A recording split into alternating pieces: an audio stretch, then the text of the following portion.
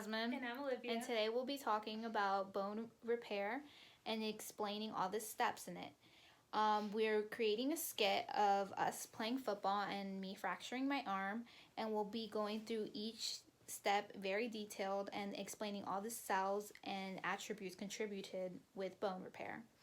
It's also really important for everybody to learn, as we know a lot of people who are getting fractures, and you'll probably need to know that during your lifetime. And if you're studying for a class, it could also be really helpful. Yeah, so if you need help studying and learning about bone fractures and bone repairs, this video is very helpful. So, hope you enjoy. What a beautiful day in Florida to play some football. Yep.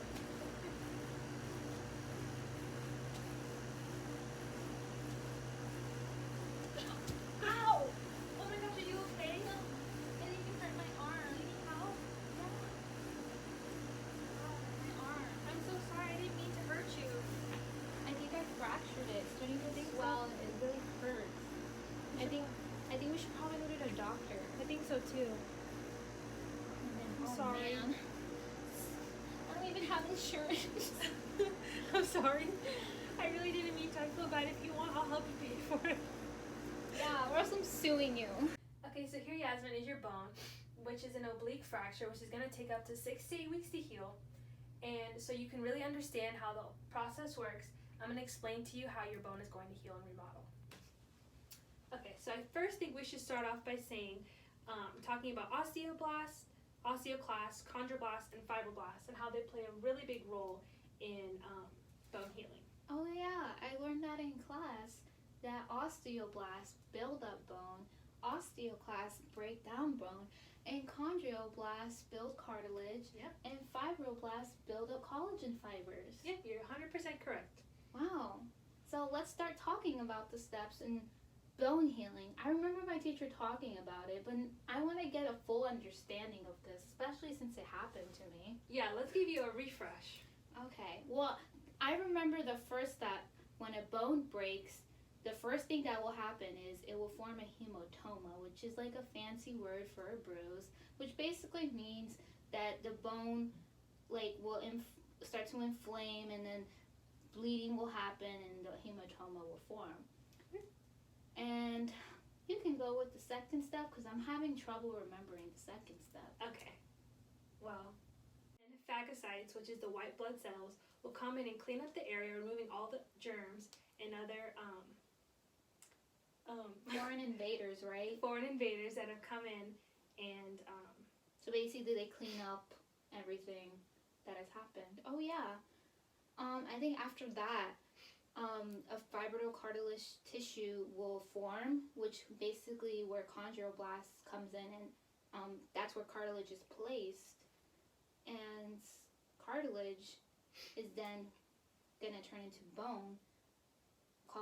It's called, I think, a bony callus, and that's where the cartilage will be replaced with bone.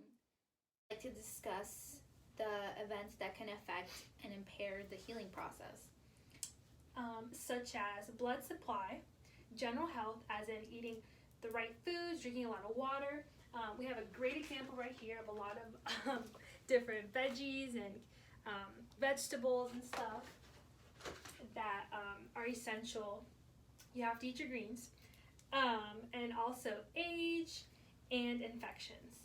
Yeah, like I know how you mentioned the blood supply, so I know how cartilage is avascular. It doesn't really have a good blood supply, so it's gonna take a little longer to heal, whereas bone takes maybe up to 6 to 8 weeks to heal. For sure.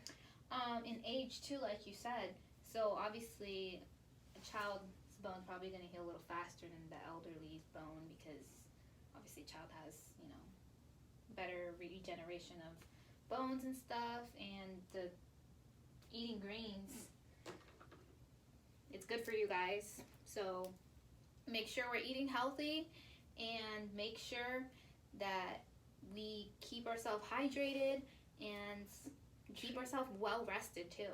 Your body is a temple. You gotta treat it right.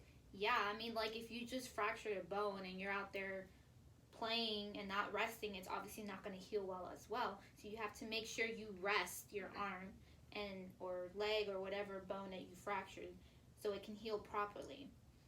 Yep.